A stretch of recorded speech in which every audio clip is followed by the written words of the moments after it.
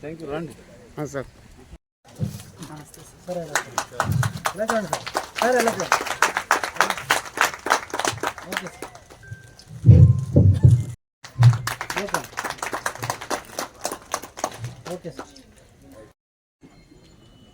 అందరికీ నమస్కారం.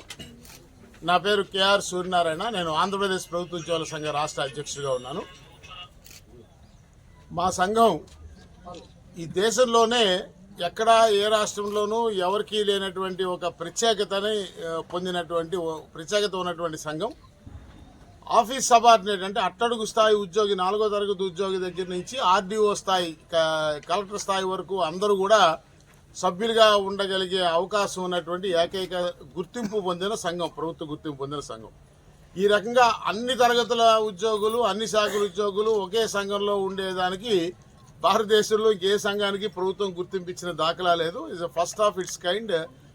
మా సంఘం ఆ రకంగా గుర్తింపు పొందిందనే విషయం ప్రప్రథమంగా తెలియజేస్తూ, ఆ రకంగా ఈ రాష్ట్రంలో అటెండర్ దగ్గర నుంచి జిల్లా స్థాయి అధికారి, డిప్యూటీ కలెక్టర్ వరకు ప్రాతినిధ్యంతో, సభ్యత్వ ప్రాతినిధ్యంతో దాదాపు 1,70,000 మంది నేటికి పెయిడప్ మెంబర్స్ రుసుము కట్టి నమోదు చేసుకున్న సభ్యత్వ సంఖ్యతో అతిపెద్ద సంఘంగా ఈరోజు ఈ రాష్ట్రంలో ఉద్యోగులకి ప్రాతినిధ్యం వహిస్తున్న విషయం మీకు అందరికీ కూడా తెలుసు.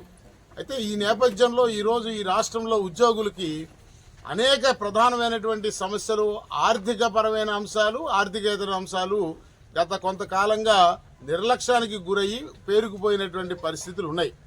అందులో భాగంగా దాదాపు 35,000 కోట్ల రూపాయలు ఈ రోజుకి ఉద్యోగులకి మంజూరు కాబడి చెల్లింపులు ఆగిపోయి ఉన్నటువంటి బకాయిలు ఉన్నాయి.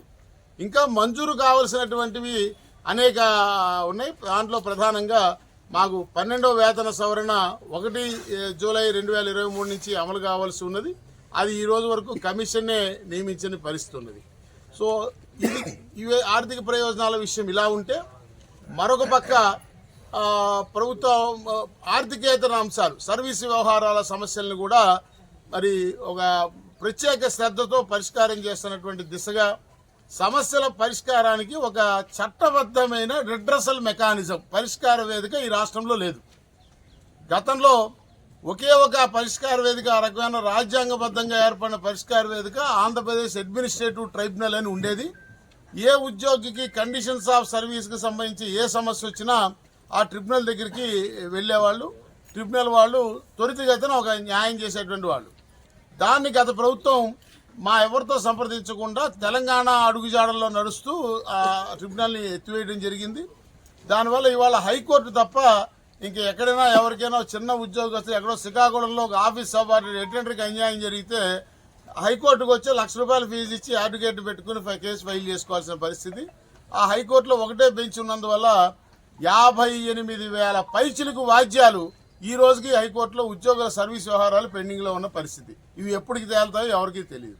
సో అందువల్ల ప్రధానంగా మేము ఉద్యోగుల ఆర్థికపరమైన ప్రయోజనాల చెల్లింపుల విషయంలో ప్రభుత్వానికి ఉన్నటువంటి ఇబ్బందుల్ని అర్థం చేసుకుంటూనే దానికి ఒక వే ఫార్వర్డ్, ఒక ఏ రకంగా ఆ చెల్లింపులు జరపాలనే దాని మీద ఖచ్చితమైనటువంటి ప్రతిపాదనతో ప్రభుత్వం ముందుకు రావాలని, ఇంకా మంజూరు కావాల్సిన ఆర్థిక ప్రయోజనాల విషయంలో ఉదాహరణకి పెండింగ్ డిఏలు కానీ, వేతన సవరణ కమిషన్ నియమించే విషయం కానీ తక్షణం చర్యలు తీసుకోవాలని, దాంతోపాటు ఆర్థికపరమైన సర్వీసు వ్యవహారాల పరిష్కారానికి కూడా ఒక రిడ్రెసల్ మెకానిజం, చట్టబద్ధమైన సమస్యల పరిష్కార వేదికను ఒకటి ఏర్పాటు చేయాలని, ప్రతి సమస్య దాని మూలం, దానికి ఉన్న పరిష్కారాలు అనేటువంటి కాన్సెప్ట్తో మా సంఘం యొక్క క్షేత్రస్థాయి, తాలూకా స్థాయి ప్రతినిధుల దగ్గర నుంచి క్రియాశీలక సభ్యులందరిలో ఒక అవగాహన, చైతన్యం కల్పించేటువంటి ప్రక్రియ చేపట్టాం. అందులో భాగంగా మాకు కొత్తగా ఏర్పడిన సంఘం కాబట్టి 2019లోనే గుర్తింపు పొంది 2021లో మేము సివిల్ సర్వీస్ జాయింట్ స్టాఫ్ కౌన్సిల్లో సభ్యత్వం పొందిన సంఘం కాబట్టి మాకు ఎక్కడ ఆస్తులు, భవనాలు, కేంద్ర కార్యాలయాలు లేని కారణంగా ఇటీవల మేము గౌరవ ముఖ్యమంత్రి గారిని కలిసి ప్రభుత్వాన్ని విన్నవించినందువల్ల అన్ని జిల్లా కేంద్రాల్లోనూ తొలి దశలో మాకు 10 సెంట్లకి దాటకుండా భూమిని కేటాయించి మా సంఘ భవనాలు, కార్యాలయాలు ఏర్పాటు చేసుకోవడానికి ఇప్పటికే ఎప్పటి నుంచో అమల్లో ఉన్న ప్రభుత్వ విధానాన్ని అమలు చేయమని చెప్పి కోరాం. ఆ మేరకు ప్రభుత్వం వారి నుంచి వచ్చిన కమ్యూనికేషన్లు ఆధారంగా ఇప్పటికి దాదాపు 11-12 జిల్లా కలెక్టర్లు మాకు భవనాలకి కేటాయించారు. అందులో తాత్కాలిక భవనాలు ఏర్పరచుకుని మా కార్యాలయాలు ప్రారంభించుకుని మా కార్యక్రమాలు శ్రీకారం చుట్టాం. మొన్ననే 4 రోజుల కిందటి శనివారం నాడు విశాఖపట్నం జిల్లా కలెక్టర్ గారి చేతుల మీదుగా విశాఖపట్నంలో ప్రారంభించుకున్నాం. ఈరోజు ఇక్కడ రాజమండ్రిలో ప్రారంభించుకున్నాం.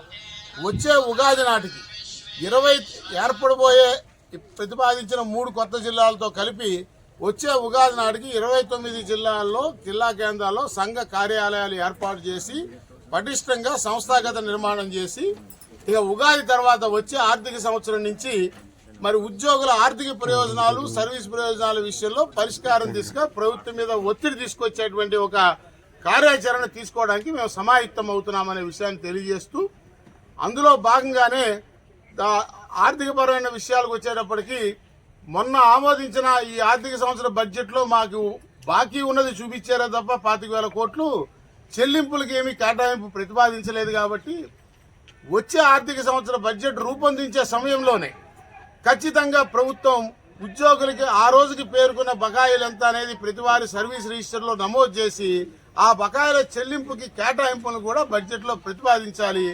లేని పక్షంలో మా సంఘం ప్రతిపాదిస్తున్నట్టుగా ఆ మొత్తం విలువకి సంబంధించిన విలువగా సమానమైనటువంటి భూమిని ఇళ్ల స్థలాల నిమిత్తం ప్రభుత్వం ఉద్యోగులకు ఇవ్వాలనేటువంటి మా విధానాన్ని ఆమోదించాలనే డిమాండ్తో మేము ముందుకు పోవడానికి నిర్ణయించుకున్నాం తెలియజేస్తాం.